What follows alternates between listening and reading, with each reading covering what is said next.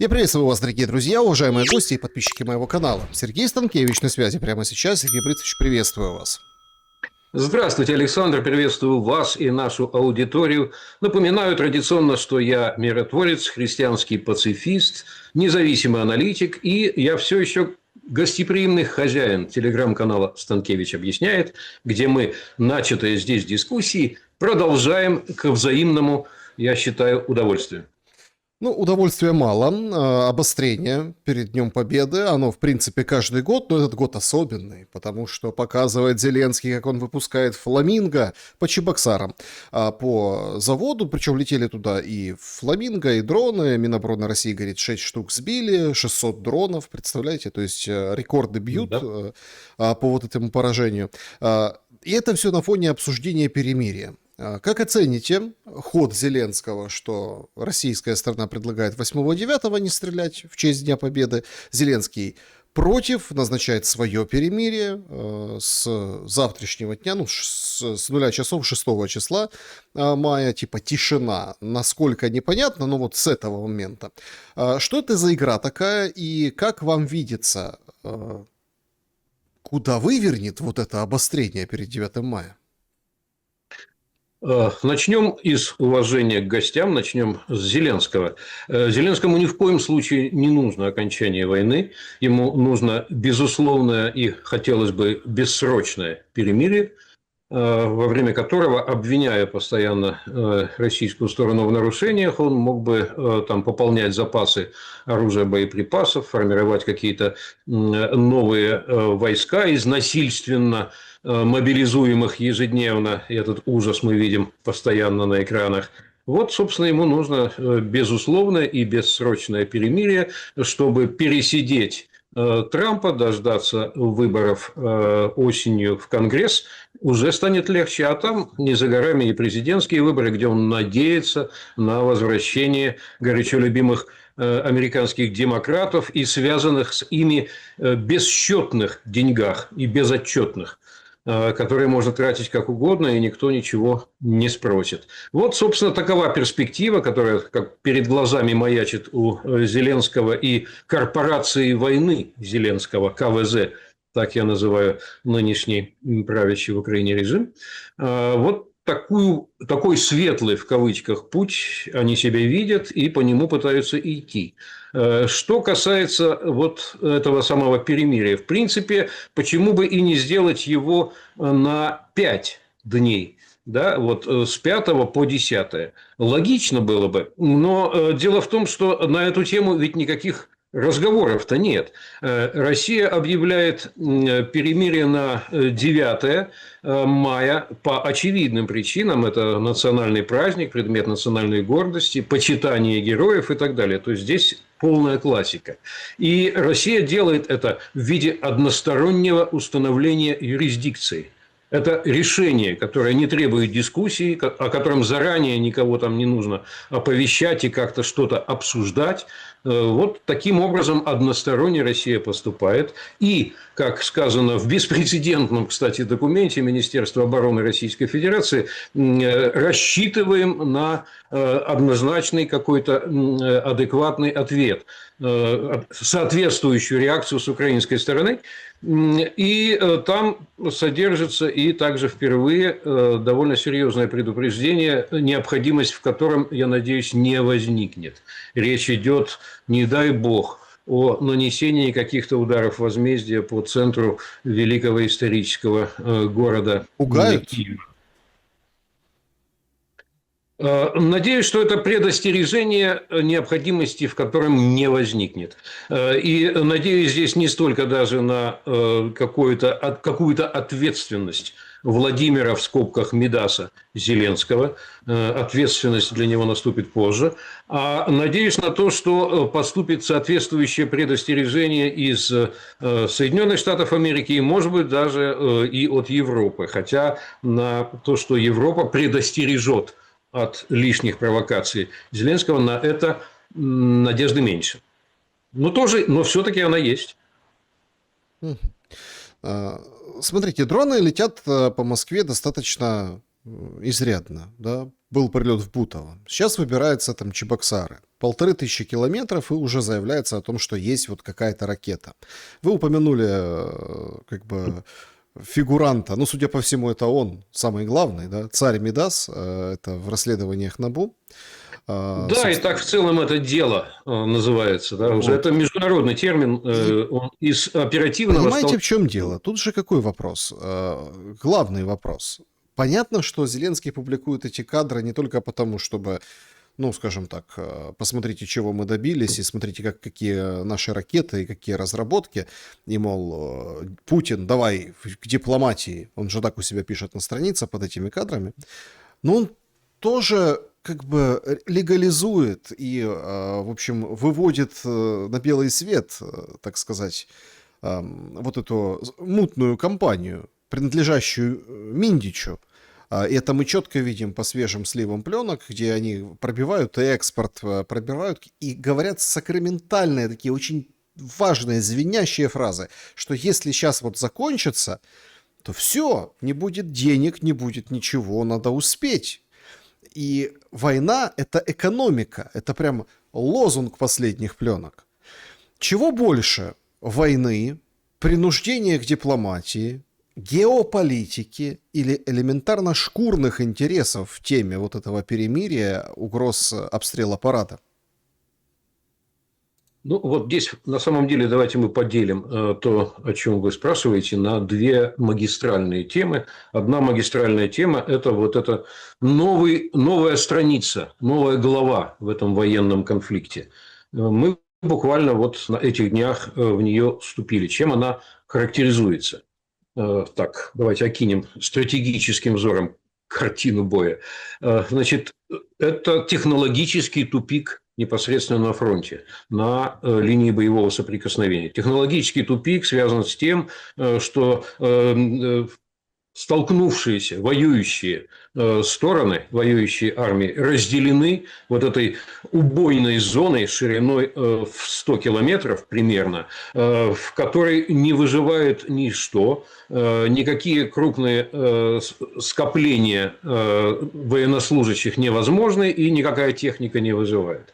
Таким образом, все военные действия сводятся к тому, что туда проникают микрогруппы, там по 2-3 человека, иногда и одиночки, и потихонечку что-то там отгрызают наступающие российские войска, за 3-4 приема поглощая какую-то небольшую деревню. И все это движется очень медленно. Вот это первый элемент большой картины, это наличие технологического тупика, связанного с сверхконцентрацией вот этой убойной мощи дронов непосредственно на линии боевого соприкосновения.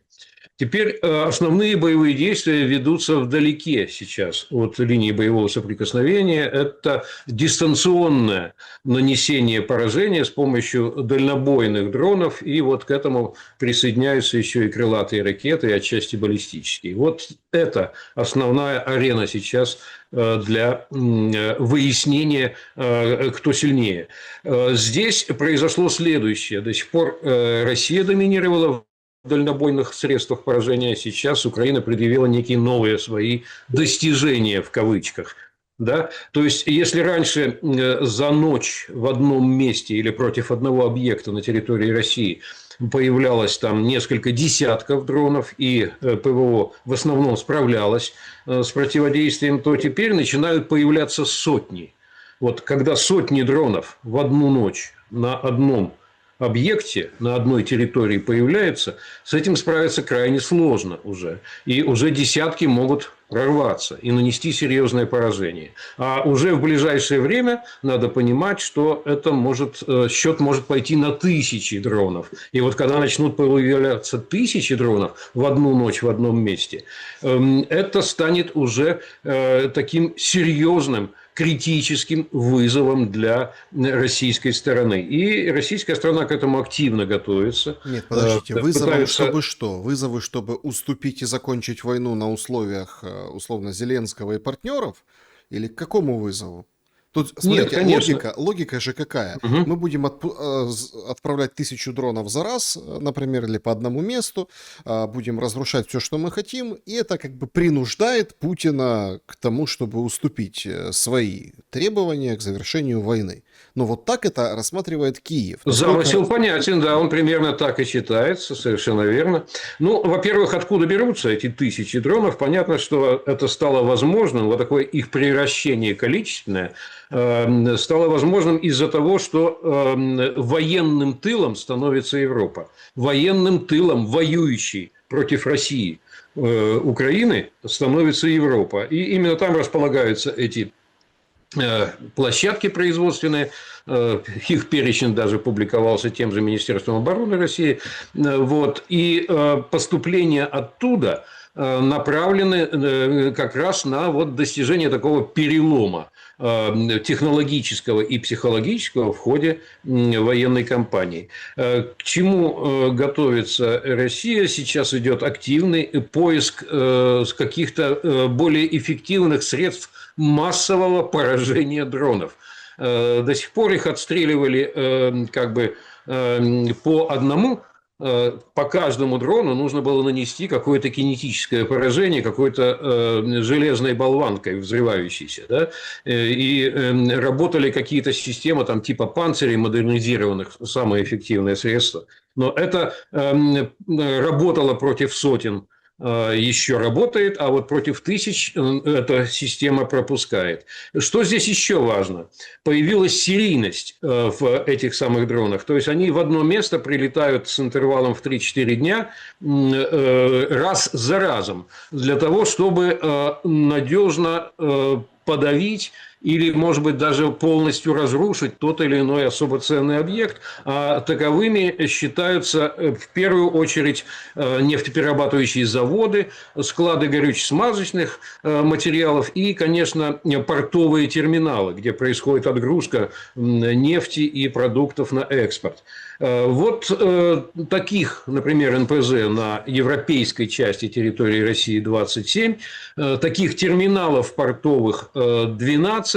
В основном они располагаются на побережье либо Балтийского моря, это Петербург, Приморск, Усть-Луга, или на побережье Черного моря, это, соответственно, Туапсе, Новороссийск, Тамань. И вот эти две приморские зоны и НПЗ, вот эти 27, из них 8 самых крупных с мощностью переработки свыше 10 миллионов тонн в год, вот все они так или иначе уже подверглись ударам.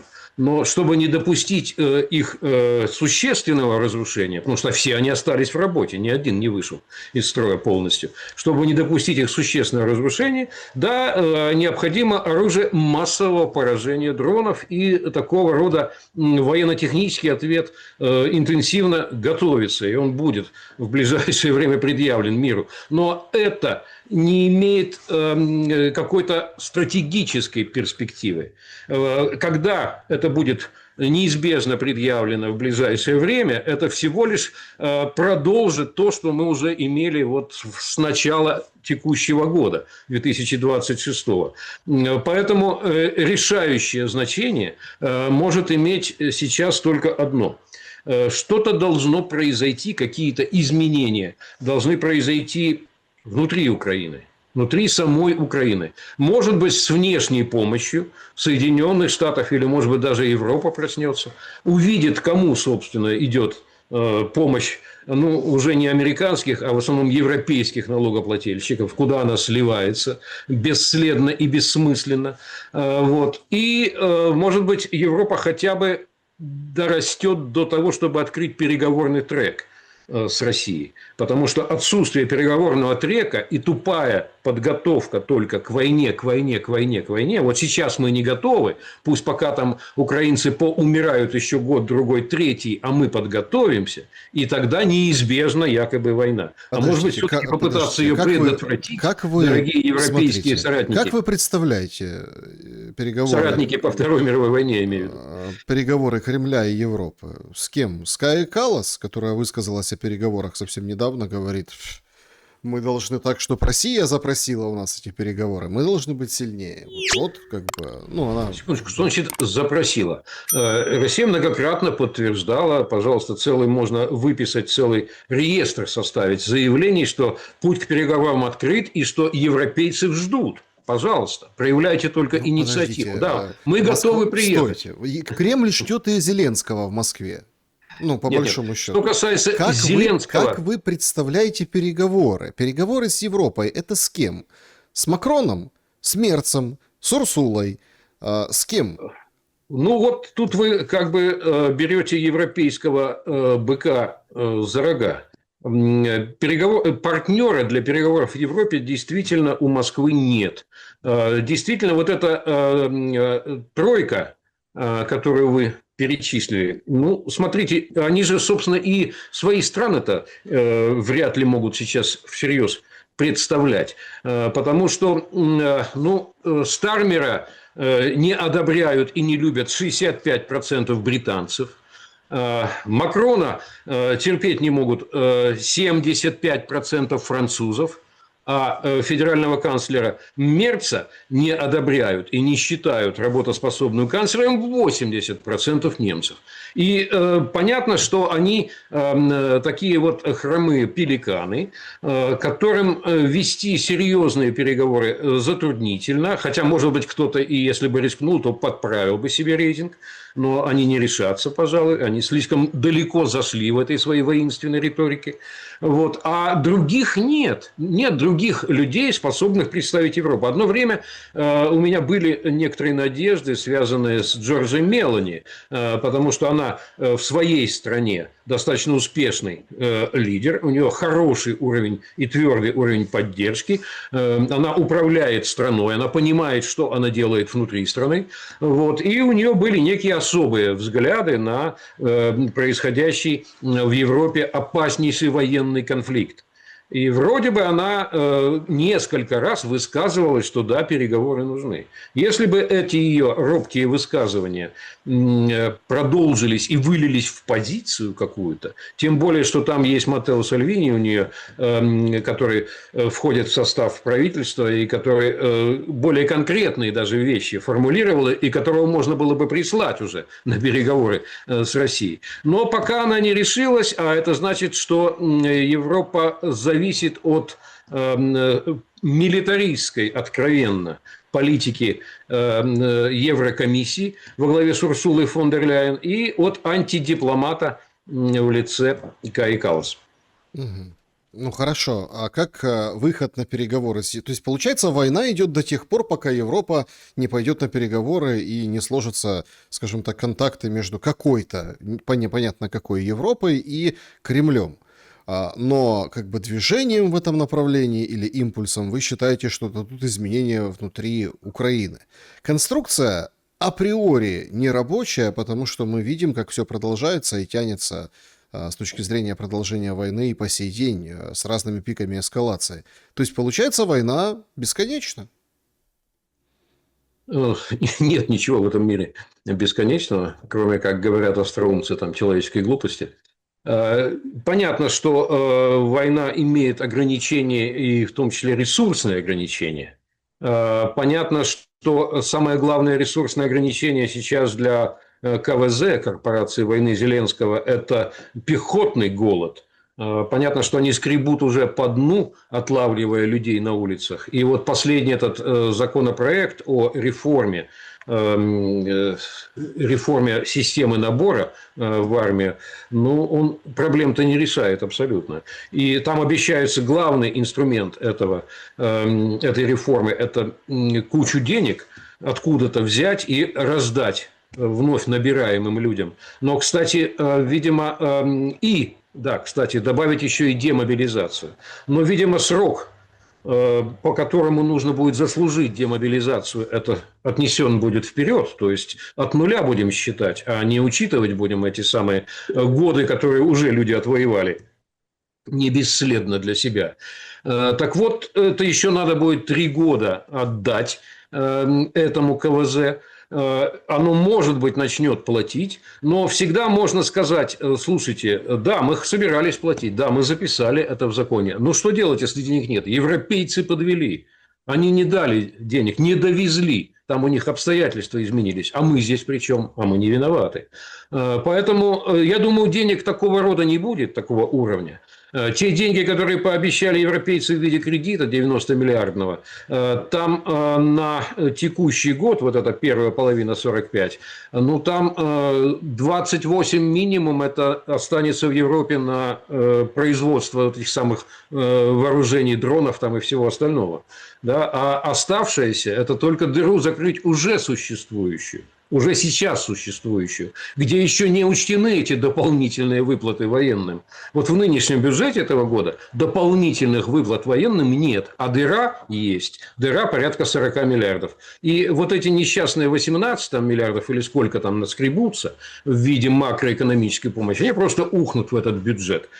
Кстати, напомню, что в Украине по-прежнему, как это было заведено еще при Ермаке, существует два бюджета. Один официальный, утверждаемый Верховной Радой, да, по которому тоже растаскивается большинство денег, но, по крайней мере, там что-то можно отслеживать и смотреть. А второй бюджет, черный бюджет, вот он, собственно, и в таком общаке под названием МИДАС сосредоточен, и оттуда идут раздачи. И туда уйдут и новые европейские деньги. Почему я говорю уверенно, что туда уйдут?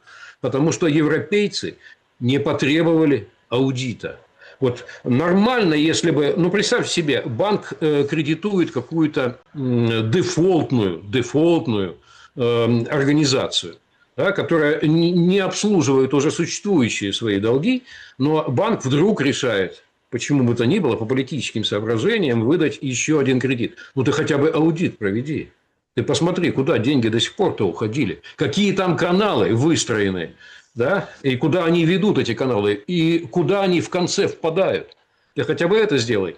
Нет аудита ни американского, чего нам Дональд Трамп обещал еще в ходе своей избирательной кампании. Где аудит, Дональд? Где аудит? Да? И нет аудита европейского перед выдачей очередного кредита. И в парламентах Европы, не говоря уже о Европарламенте, нет даже смелых голосов, которые потребовали бы: а давайте мы все-таки аудит-то проведем. Более того, вот все эти грандиозные разоблачения, которые сейчас с каким-то интервалом публикуются, в том числе в украинских СМИ, да, где мы можем видеть, как вот эти самые коррупционные лейтенанты типа Миндича и Цукермана, как они там формируют состав правительства Украины и ставят удобных для их коррупционных схем людей на те или иные посты, включая и правительство, и даже посольский корпус. Да? Как этот самый коррупционный лейтенант Миндич может в любой момент отправить смс-ку лично президенту страны, президенту уже надо брать в кавычках, да? Президенту страны смс-ку, чтобы он кого-то принял, кого-то назначил, да? А кого-то не трогал. Он это смс-ками решает, отправляя все это президенту. Вот читая все это, как можно этого человека обнимать и целовать, и сажать с собой в президиум? Ну, как смотрите, можно... более того, этого человека... Это же невероятно. Этого Европа, человека... опомнись, ты одурела. Этого человека... Цитируя известного российского политика. Этого человека вчера в Ереван пригласили. Как оцениваете это мероприятие? Зеленский там и с Фицо встретился. Фицо не против вступления Украины в ЕС, помогать будет. Даже с Кабахидзе пересеклись.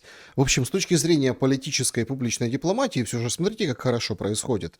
Это ведь тоже определенный сигнал на фоне заявлений того же Макрона, поющего Макрона под барабаны Пашиняна о том, что надо отрывать Армению от России. Но Армения это как бы Арменией. А что... Вот как выглядела Украина и Зеленский, который ее представлял на этом слете.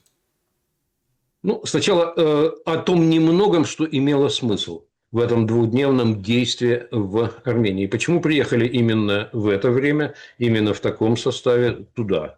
Это был предвыборный выезд европейской агитбригады.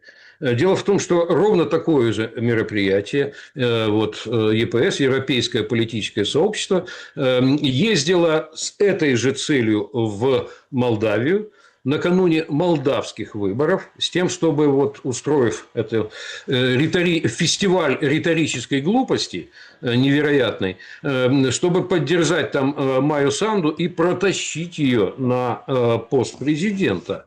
И, соответственно, там, чтобы она какое-то шаткое большинство там у себя имела. Да, действительно, за счет модели Санду, а модель Санду означает, что ты в своей стране можешь выборы проиграть, а за счет голосов диаспоры можешь себе любой результат нарисовать, и Европа это сертифицирует как законный результат и примет его. Вот, собственно, эту модель Санду теперь можно тиражировать. И вот для того, чтобы создать обстановку, в которой эта модель Санду будет легко воспринята еще и армянским электоратом, для этого люди приехали. Это вот единственное практическое содержание в этом действии. Все остальное было более или менее осмысленная риторика. Что на самом деле происходит с Арменией? Ну, говоря, мы иногда с вами прибегаем к такой замечательной науке, как конфликтология, она бывает стратегическая и прикладная. Так вот, с точки зрения конфликтологии, в какой ситуации сейчас, в каком режиме существует Армения? Этот режим называется «якорная стоянка на рейде». Якорная стоянка на рейде, то есть без причаливания, без швартовки у причала, да, без полного вхождения в порт, а вот на входе в порт. Якорная стоянка на рейде. Что это означает? Есть некие якоря, которые Пашинян пока не решается рубить. Там носовые, кормовые. Ну, кормовые, они понятны, это там внеблоковый нейтральный статус, отсутствие иностранных войск и иностранных военных баз, кроме единственной, а это уже носовой якорь, значит, российская военная база, членство в ОДКБ, членство в ЕАЭС, это экономическое объединение, вот. Ну, энергетика атомная, завязанная на Россию, и еще некоторые там торговые маршруты, которые тоже завязаны на Россию. Значит, вот эти самые якоря, и на них, не обрубая их, Армения существует, держится, кормится. Сейчас, да, Пашинян получит по итогам этих выборов, благодаря в том числе и вот этой самой агитбригаде, приехавшей из Европы, получит там свое большинство какое-то. Добавится туда и оппозиция, которая станет еще одним оппозиционным якорем. И, кстати, в Москве Пашиняна попросили: не надо обижать оппозицию. Естественно, она там сама по себе существует, и пусть она будет. Вот. И дальше нужно будет посмотреть, продолжит ли Пашинян существование, разумное существование вот на этой самой якорной стоянке на рейде, или попытается рубить якоря и отправляться в рискованное плавание. Надеюсь, что такого рода авантюрного решения он не примет. И шансы на это, выше 80%. Ну, подождите, стратегическое партнерство с британцами он подписал. Может оформить его в виде текста в рамку и повесить на стену своего кабинета. Ну, как показывает практика, что не совсем, да? Не совсем. Владимир, в скобках Мидас Зеленский, 27 документов подписал. И, кстати, отдельное стратегическое соглашение как раз с Великобританией. Сильно оно ему помогло. Так в том-то и вопрос, понимаете? Зеленского показывали как пример для Армении, понимаете? Там к нему более убедительный пример приезжал в виде Кабахидзе, в виде рядом находящейся Грузии. И вот что подводит политиков типа Зеленского, пианистов? Вот что их подводит, когда пианист берется за ответственную национальную политику и геополитику? Их подводит легкость в мыслях необыкновенная. Понимаете? Это Хлестаковы все. Это Хлестаковщина театральная. Вот. Он выше этой роли он так и не поднялся. Нужно отличать все эти ваши риторические скетчи, которые вы организуете, от фундаментальных фактов. А фундаментальные факты, дорогие друзья, я вам сейчас коротко напомню. Вы находитесь на Южном Кавказе. Вот Армения находится на Южном Кавказе. Понимаете? И у этого региона есть 300 лет предшествующей истории. И вы не можете спорить с географией и с историей. Еще не было ни одного политика в мире никогда, ни в какие времена, который в споре с географией и историей одержал бы верх. Не было этого и не будет. Ты не будешь двигать горы. Ты не вынешь Армению из Южного Кавказа и перенесешь ее, и не перенесешь ее в Калифорнию, где много армян. Вот. Поэтому жить тебе придется здесь. А кто у тебя соседи? А соседи у тебя Турция. У Армении, да, с одной стороны, Иран у тебя с другой стороны, и Россия у тебя с третьей стороны. Вот кто у тебя серьезные региональные силы, которые ни в коем случае не позволят, чтобы тут на этом пятачке, Южном Кавказе, возникла сколько-нибудь серьезная угроза их интересам. Не допустят. А кто у тебя еще ближайшие соседи по Южному Кавказу? У тебя там рядом Азербайджан, и у тебя там рядом Грузия. Они куда-либо собрались, вот, они куда-то подхватились и побежали. Нет, дорогие друзья, не подхватились и не побежали. И там было, есть и будет вот эта схема 3+3. 3+3 – это Россия, Иран, Турция как региональные державы, и Армения, Азербайджан, Грузия как кавказские государства. И вот эти 3+3 и будут там все решать. А все эти ваши гости, они приехали, шампанское попили, пообнимались, поцеловались, пофотографировались и уехали. И что-то там подписали, что вы потом повесите у себя на стену. Все на этом. Никакого серьезного влияния вне региональных держав никто не допустит из большой кавказской тройки. Никто. Забудьте об этом. И первый, кто сольется с своего грандиозного проекта по там, маршруту через Армению, это Дональд Трамп. В ближайшее самое время. Забудет о нем просто. И все. Ну, смотрите, Дональд Трамп же увяз в Иране достаточно крепко. Он Вот сегодня именно. вышел и говорит, 2-3 недели осталось. Ну, 2, может 3. Хексет дает брифинг. Где-то мы это уже слышали. Где-то слышали, да. Это ваш украинский мем. Хексет выходит и говорит, что так, для того, чтобы пролив открыть, нам не нужно заходить ни в воздушное пространство, ни в территориальные воды Ирана, как бы успокаивает журналистов. Вчера стрелял Иран по Арабским Эмиратам, которая там выходит из ОПЕК+. В общем, удары по Фуджейре, удары по нефти. Ситуация на Ближнем Востоке. Очень же важный момент, понимаете? Вот она, как вы ее характеризуете по состоянию на сейчас? Чем она чревата для ситуации в Украине? Потому что сейчас все же не так очевидно.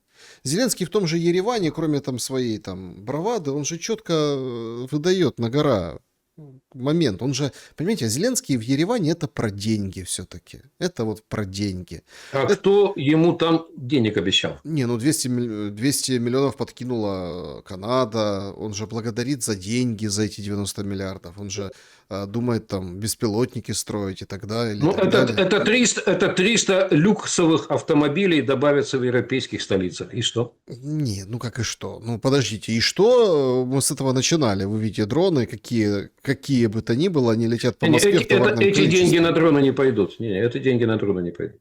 Ну, это не, на автомобили. На как, автомобили, ну, как на, не пойдут, если на территории Европы на будут яхты, строиться на яхты, заводы на виллы. и, в общем, вот таким макаром. Смотрите. Аудита-то не будет никакого, поэтому все пойдет на потребление, на Так престижное без потребление. аудита. Ну, смотрите, аудита нет, а дроны по России есть.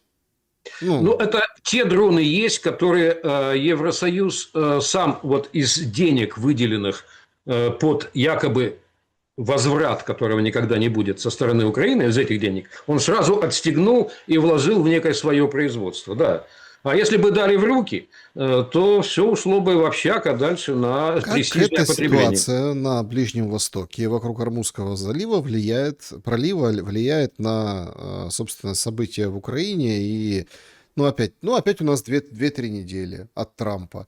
Ну, как бы точку... Такое ощущение, что не шибко и хотят ставить американцы в этом вопросе. Их вроде как все устраивает, что ли? Трамп, на самом деле, очень хочет поставить точку.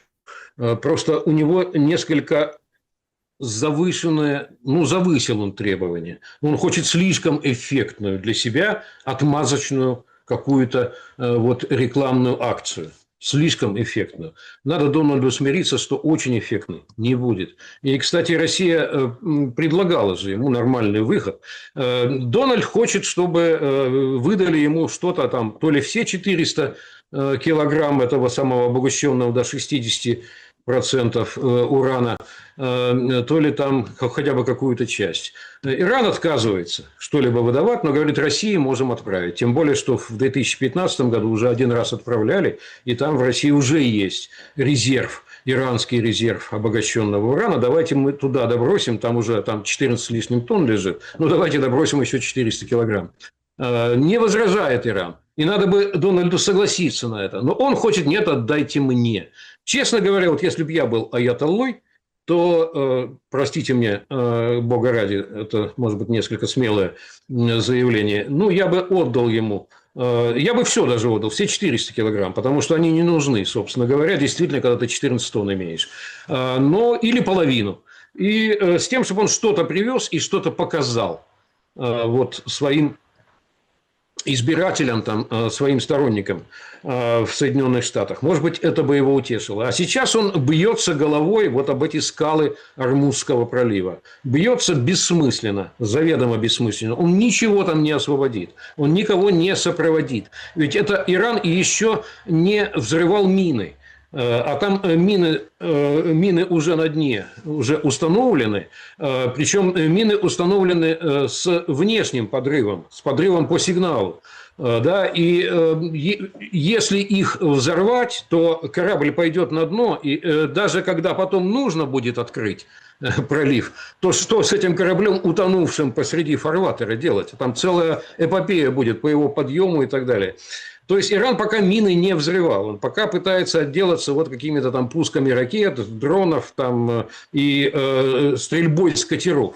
Но в принципе никакого существенного торгового трафика там сейчас быть не может. И не может в первую очередь быть потому, что страховые компании отзовут все страховки у этих самых кораблей, пока там какая-то ясность не возникла.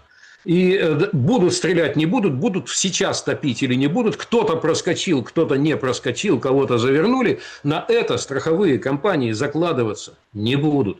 Поэтому не будет там нормальной торговли, пока Трамп, наконец, не поставит в этом бессмысленном конфликте точку. И зря он до сих пор не использовал возможность как-то подключить Россию к медиации переговорной, потому что это помогло бы серьезно. Это помогло бы, и кроме того, это было бы, да, в духе Анкориджа, я не стесняюсь упоминать этот замечательный дух. Бомбить будет Трамп опять Иран? Вот это вы вопрос на засыпку. А кто же его знает-то, Дональда Трампа? Ведь он же может под настроение что-то сделать. Вот вы можете себе представить лидера величайшей, крупнейшей, точнее, ядерной державы мира, которая может бомбить по настроению? Вот потому, что он обиделся. Потому, что он посчитал, что его оскорбили. А он пошел и начал бомбить. Ну, это невероятная вообще ситуация. И, конечно, человечеству тут надо немножко так как бы вздрогнуть и озаботиться этой темой. Более серьезно, чем до сих пор это происходило. Вот. Я думаю, что по логике нет. По логике нет, и даже по закону американскому нет. Потому что 60 дней, которые по закону о военных полномочиях 1974 года даются президенту, для чего даются? Для того, чтобы предотвратить прямую неотвратимую угрозу. Вот для этого. Но это не значит, что он может делать все, что угодно. Он должен предотвратить, реагируя немедленно, потому что она прямая, и вот уже летит. Что-то, какая-то беда летит. Да? А потом он все равно должен прийти в Конгресс и отчитаться. А почему он это сделал? Да? Почему он этим исключением воспользовался? А уж после 60 дней то же самое. Первое, что он должен сделать, это явиться в Конгресс и сказать: да, вот я 60 дней повоевал, да, я использовал вот эту самую президентскую возможность уникальную, вот мои аргументы, вот чего я достиг, он все равно должен это сделать, явившись в Конгресс. А уж если он и после 60 дней по второму разу зайдет на войну, ну, он просто работает на собственный импичмент. Причем импичментом он даже не отделается. Это очень серьезный судебный процесс, ну, от которого разве что его спасет, самопомилование. Есть у американских президентов еще такая замечательная возможность в конце своего срока самого себя и семью помиловать. Вы, ну вот мы сегодня несколько раз, так сказать, обращали внимание на Минтича, на Мидаса. Сейчас очень интересные процессы происходят. Я хочу, чтобы вы их прокомментировали. Они внутриполитические, украинские, но они прям связаны с ситуацией и внешней тоже. Ну, во-первых, Трамп называет Зеленского вот этим хитрецом, да, который теряет территории. Кто-то говорит хорошо, там отозвался, кто-то говорит там саркастически. Но что делает Зеленский сейчас? Значит, у нас объявляется подозрение Коломойскому, человеку, который сказал, что 3 года точно война еще будет. Новое подозрение. Ну, усугубляется, да, подозрение. Вводятся санкции против бывшего руководителя офиса президента, первого офиса президента Зеленского, Богдана. Он говорит, что это из-за того, что из-за пленок. Ну, то есть из-за того, что он общался с журналистами, чего-то там как бы помогал публиковать или нет. Ну, в общем, он не говорит прямо, что он причастен. Ну, в общем, так это все за критику власти. Более того, нардеп Дубинский, который с осени 23-го года сидит в СИЗО, ну, вот обвиняется в госизмене. Представляете? Сегодня пришли, вручили. То есть вот он из СИЗО через адвокатов, там с какими-то людьми за границей ведет свои соцсети и, соответственно, сговор группы лиц подрывает, как бы, оспаривает курс Украины, подрывает, в общем-то, доверие украинцев, дискредитирует и работает на пользу врагу Российской Федерации. Кажется, что, ну вот честно, я, кстати, высказывал недавно эту мысль, что вот против всех уже ввели санкции, против всех уже ввели вот эти дела. То есть, получается, что пошли по второму кругу, но это же признак, или как лакмусовая бумага эти действия той ситуации, в которой власть оказалась украинская. Что за ситуация такая, раз такие действия? Ситуация связана со следующим. Дональд почему-то так и не решился устранить Зеленского от власти и тем самым закрыть конфликт. А на самом деле, вот после того, как Дональд устранил бы Зеленского, вместе с ним же посыпалась бы и команда, то там 2-3 месяца, 4 месяца, может быть, максимум, могли бы быть переговоры о финале и о мирном договоре. Никто бы, кроме Зеленского, войну продолжать уже не стал. И не надо говорить, что вот один уйдет, другой придет, и что-то там продолжится. Нет, ничего подобного. Ни в коем случае. Сейчас все уперлось именно в Зеленского, и любой другой, если у него хотя бы чуть-чуть, капля какая-то, серого вещества в голове есть, он поймет, что у него уникальный шанс. Вот в первое время, как только пришел, ты объясни, что все ошибки и преступления, и воровство, и грабеж, и насилие чудовищное над собственным народом, начиная с улицы, кончая всем остальным, все это вот предшественники. Это они были виноваты. А я сейчас начинаю с новой страницы. Вот любой вместо Зеленского с этого начнет. Никто не скажет, я буду делать все то же самое. Невозможно. Вот. Поэтому почему Дональд Трамп не сделал очевидного, что мы с вами, кстати, ему предлагали в наших эфирах, да? Почему он не забрал из Израиля Миндича и Цукермана, сладкую и слабую парочку, да, к себе, не подписал с ними договор о сотрудничестве со следствием, не дал им защиту свидетелей и не выслушали их в ФБР до конца и не обнародовали все, что они услышат. Почему этого не сделано? Почему он аудит хотя бы не прислал до сих пор?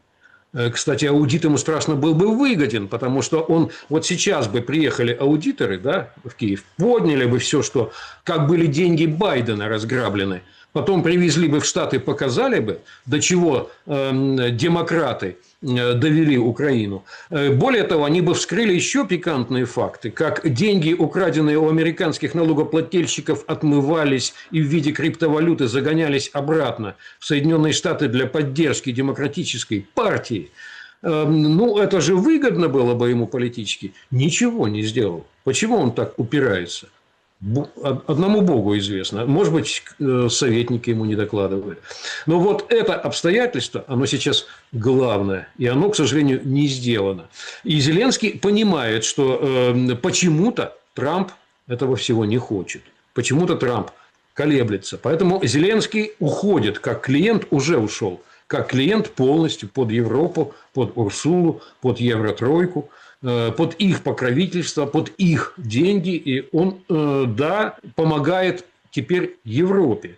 Кстати, я думаю, помогает и деньгами. Он уже объяснил многим европейцам и европейским партиям и политическим лидерам, что, ребята, вам-то неудобно забросить деньги в какие-то средства массовой информации, а через меня удобно. Вам неудобно профинансировать те или иные выборы напрямую, а через меня удобно. Смотрите. Я же это уже делал, и мне ничего не было. И я еще раз сделаю, и еще раз сделаю.